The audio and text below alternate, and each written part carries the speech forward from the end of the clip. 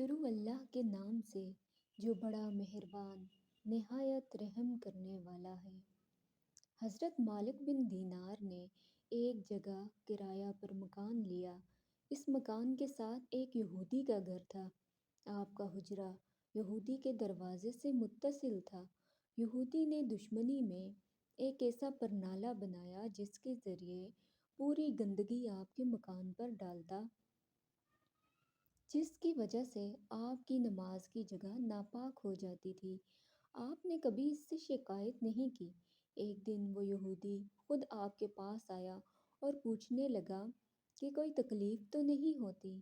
آپ نے فرمایا، پرنالہ سے جو غلاظت گرتی ہے وہ روزانہ دھو دیتا ہوں، اس لیے مجھے کوئی تکلیف نہیں ہوتی۔